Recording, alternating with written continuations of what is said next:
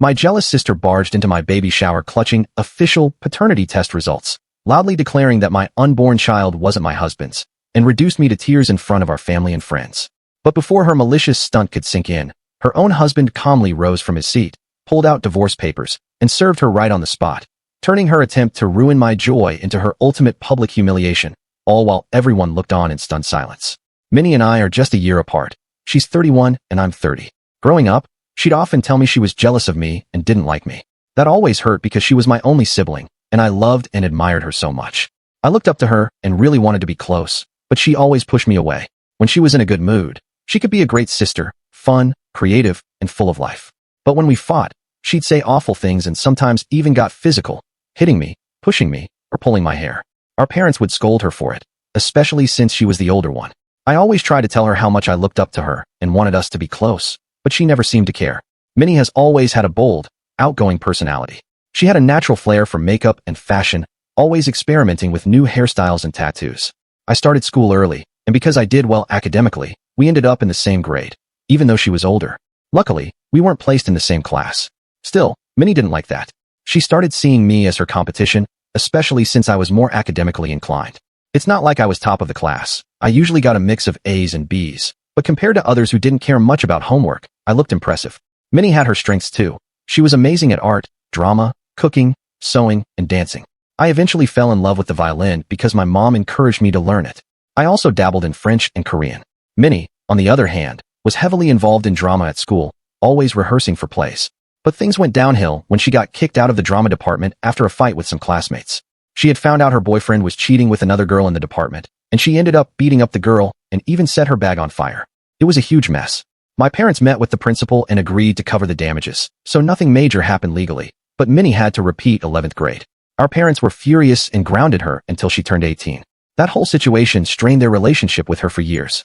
The longest relationship I've ever had only lasted 6 months, and honestly, I blame my sister for that. I wasn't desperately searching for love, but whenever I found someone nice, she'd find a way to ruin it. There was one guy, Derek, who I really liked. We'd been dating for about 4 months, and things were getting serious. We were even talking about meeting each other's parents. Then one night, out of nowhere, he blocked me on everything. Phone, texts, Facebook. The only way left to talk to him was face-to-face, so I decided to go to his house uninvited. Derek looked surprised to see me. I asked him why he'd blocked me, and after hesitating, he admitted that my sister had reached out to him. She told him things about me, false stories that made me look bad. I was shocked and angry. I pressed him to tell me exactly what she said, and he explained that she claimed I'd been flirting with other guys while dating him and had even sent inappropriate pictures to one of them. I was horrified. I tried to explain that none of it was true, but Derek was clearly shaken. He asked why my own sister would lie like that. I told him she'd always been jealous and had tried to sabotage my relationships before, but I could tell he didn't know what to believe. Despite my efforts to fix things, he decided to break it off. He said he didn't want to be with someone whose family brought so much drama. Honestly, I couldn't even blame him. I didn't want to be related to her either. Heartbroken and furious, I confronted Minnie. After a huge argument, she finally admitted that she was jealous. She said it always seemed like I had no trouble attracting good-looking guys, and she hated me for it. She said she didn't think Derek was good enough for me, so she lied to scare him off. I was livid. It was painfully clear that her actions were driven by jealousy and insecurity. Our parents were furious when they found out and told her how wrong she was, but she didn't seem to care. She got what she wanted. Derek and I were done. That whole situation made me realize that if I ever wanted a healthy relationship, I needed distance from her. We'd always shared a dream of studying abroad. Minnie had a lot of potential, but instead of following her passion, she chose computer science based on our dad's advice.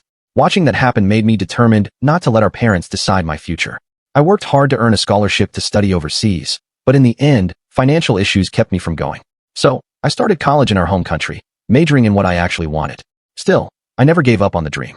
A year later, I applied again and finally secured a scholarship to study abroad. I was so excited, but my parents were heartbroken that I was leaving. On my last night at home, Minnie surprised me by apologizing for everything she'd put me through growing up. I'm not sure why. Maybe because I was leaving and she'd have our parents all to herself. I didn't want any more drama, so I forgave her. Living abroad changed me. I lost some weight, found my style, made new friends, and grew more confident. Graduating was a huge milestone, but the following year was tough. I struggled to find a job. Eventually, I did and finally felt settled. Back home, Minnie finished her degree and told me she wanted to come to my country for her master's. I encouraged her. She applied to several universities but kept getting rejected, and the frustration started building. She visited me once and stayed for 10 days so I could show her around. She could tell I had changed. Whenever she made passive-aggressive comments about my clothes or hair, I just ignored her. It felt strange how she still tried to control what I wore or how I behaved in public. If we went out to eat or if I had friends over, she'd criticize them and tell me I should find better people. There were moments when everything seemed fine, and then suddenly, she'd act cold or weird for no reason. When I took her to my job and showed her where I was working when she visited, and she looked shocked at how big my office was. I was so excited to tell her about the new opportunities I'd gotten in my field, how my hard work was finally paying off. But instead of being happy for me, she just went quiet. She didn't smile or congratulate me. Instead, she started talking about herself, saying how she wished she had those same opportunities and how she regretted some of the choices she'd made in the past. Later that evening at dinner, she told me she wanted to extend her vacation and keep living with me. But I knew deep down I couldn't live with her constant judgment. I politely told her it might be better for her to find another place to stay if she planned on staying longer, because clearly, she had unresolved issues with me and wasn't willing to talk about them. That's when Minnie completely lost it. She started yelling about how tired she was of me always being in her life, how people constantly compared her to me, and how her accomplishments never seemed good enough. I reminded her that I never treated her that way, that it was always her who made me feel small. That's when she snapped and told me I wasn't anything special, that she could have done everything I did if she'd had the same chances. I told her we did have the same chances growing up. I chose to apply to universities here. I worked my butt off for a scholarship. Meanwhile, she couldn't secure one, and now somehow, it was my fault. That made her even angrier. She called me a spoiled brat and said she wished I was never born. That cut so deep, I just got up from the table and locked myself in my room. 2 days later, she flew back home without even saying sorry. For the first time in a while, I felt like I could finally breathe. That's when I realized how much we'd changed over the years and how I'd started to actually dislike having her around. Eventually, I met James. He worked in the same industry as me, so our paths kept crossing. We had mutual friends, and during a get-together, we had a few drinks and hit it off. It was so refreshing to talk to someone who really understood my work. At first, I thought we'd just be friends, but he surprised me by asking me out the next day. We started dating, and after 2 years, he proposed. James lives in the same country as me, so I'm close with his family. He's met my parents too, just through video calls. We were planning our wedding when I got a new job offer, one that would pay me twice what I was making. The only catch was the company was back in my home country. I talked it over with James, and we both agreed that this was a once-in-a-lifetime opportunity. So I accepted the job and moved back. That's how my family finally got to meet James in person. My parents loved him right away. In fact, my dad now spends every Sunday golfing with him. My job was going great, and eventually, James landed a new job too. But during all this, Minnie avoided us like the plague. She refused to meet James, even when my parents begged her to. She kept making up excuses. We hadn't spoken in so long, so I wasn't surprised, and honestly, I didn't mind. I was scared she'd try to sabotage my relationship like she'd done with others in the past. After settling down, James and I decided to get married. We booked flights for his parents and grandparents to come. We wanted something small and intimate, just close friends and family, followed by a short honeymoon since we were both busy with work. We chose to have the ceremony in my parents' big backyard. They were thrilled. It was a beautiful day. Our parents, grandparents, siblings, and friends made speeches. We felt so loved. The only person missing was Minnie. She said she had a fever. That's why she couldn't make it. The food was amazing. Everyone danced until midnight. We had the best time. A week later, after our honeymoon, I was at my mom's place showing her our wedding photos when Minnie showed up. I was talking about how happy our grandparents had been when Minnie cut in and asked if James and I were struggling financially. I laughed and told her no, we were doing great. I had a better paying job now, and James was doing well too.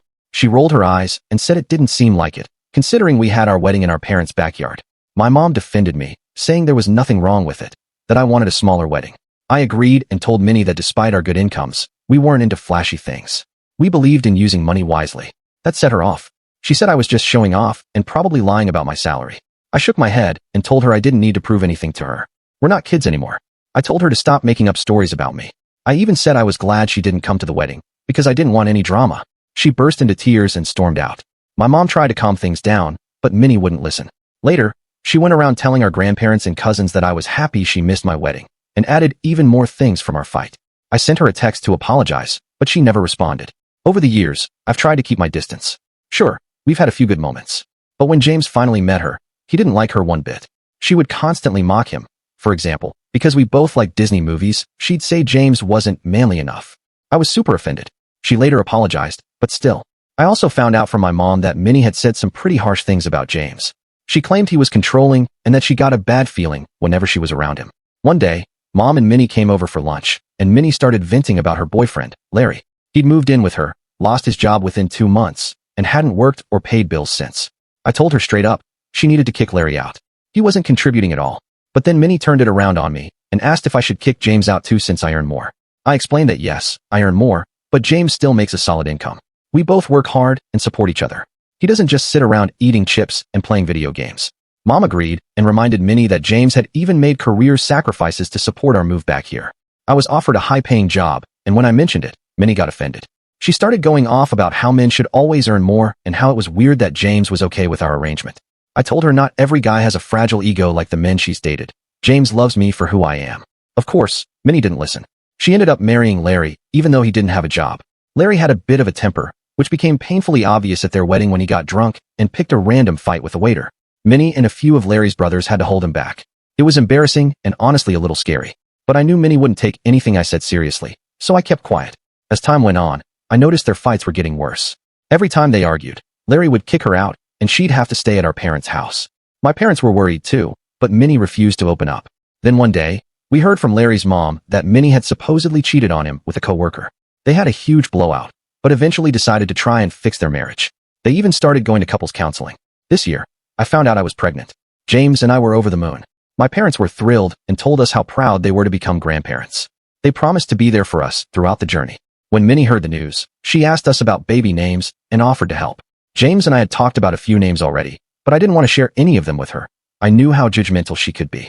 I firmly told her no, that we wouldn't be sharing any names until after the baby was born and officially named. She strongly argued that it was a bad idea and insisted we should involve other family members to help pick the perfect name. I told her this was our baby, and we were going to name him ourselves. No one else needed to be involved. Later, when it came time to plan the baby shower, I asked my mom to handle everything. I trust her taste, and honestly, I hate planning events. I also asked her to tell everyone not to bring gifts since we didn't know the gender yet. I just wanted a fun day with my friends, to relax and pick up some tips on motherhood. The day of the baby shower came, and I was happily surprised to see that my mom had invited only my closest friends, just like I wanted. There were non-alcoholic drinks and a great vibe. I was having a wonderful time catching up with everyone, until Minnie arrived. She walked in wearing a shirt that said godmother-to-be. My eyes nearly popped out of my head. There was absolutely no way I'd ever choose her to be my baby's godmother. It was awkward. She kept going on and on about how she'd always dreamed of being a godmother. The worst part? She never even asked me first. As the afternoon went on, my mom invited my husband, dad, and Larry to join us for the gender reveal. When James and I cut the cake and saw the blue filling, we were both shocked and thrilled. It was a boy. I teared up as my friends hugged me. Then, out of nowhere, Minnie stood up and said she had something important to share. Everyone turned to look at her, confused. She held up a piece of paper and solemnly announced that I had taken a paternity test a few days earlier, and according to her, James wasn't the father. The room went dead silent. James looked at me in disbelief and asked if it was true. I just stood there, stunned, shaking my head. My mom immediately snapped at Minnie, asking what the hell she was trying to pull. She grabbed the document from Minnie's hands and pointed out that the mother's name on the form wasn't even mine. Then Minnie started laughing. My friends looked completely confused. With a smug look, she admitted that she'd downloaded a fake paternity test from the internet. She claimed the whole stunt was to prove a point about James, saying she believed he was abusive toward me. Everyone was in total shock. I asked Minnie if she had lost her mind. James had never even raised his voice at me, let alone abused me. She insisted there was no way a man could be okay with his partner earning more, and said she'd always suspected he was controlling. She started throwing out random examples, and then pointed to how James reacted when she first made the fake announcement. I shouted back that the reason James was upset was because she had humiliated me in front of everyone by claiming my child wasn't his.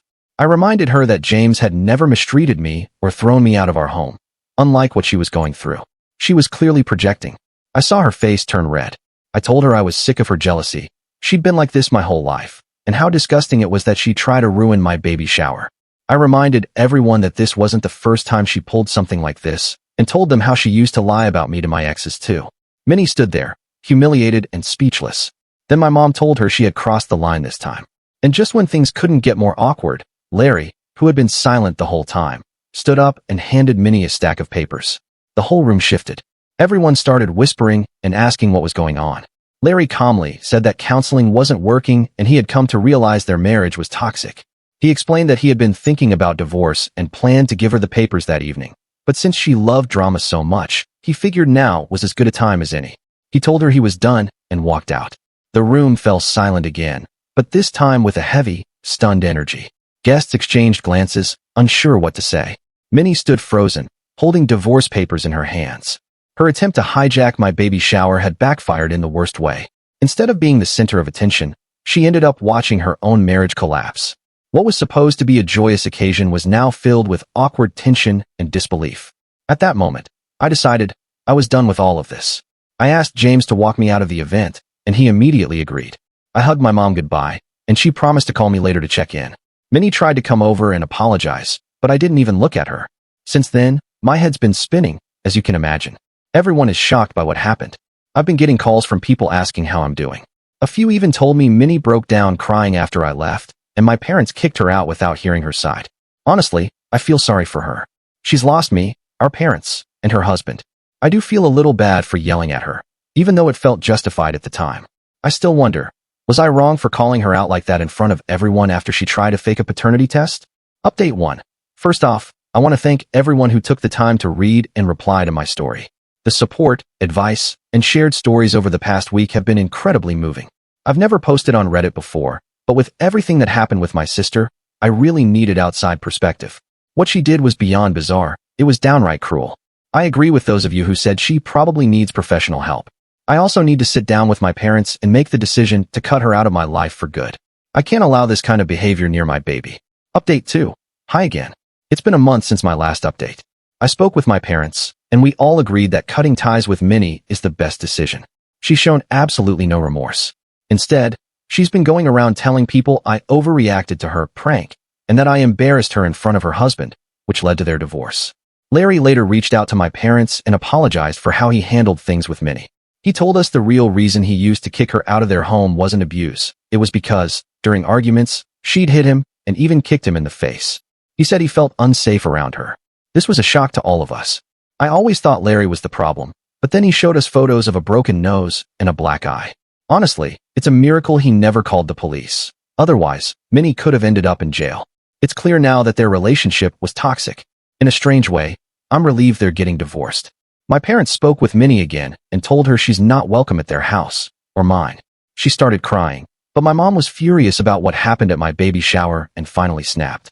She told Minnie that if she ever came near me or the baby again, they'd get a restraining order. They also told her she seriously needs to speak to a psychiatrist because something is clearly wrong. Minnie's refused to get help and told my parents they're being unfair for siding with me.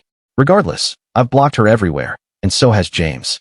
We've also installed security cameras around our house, and if she ever shows up, we'll call the police. Update 3.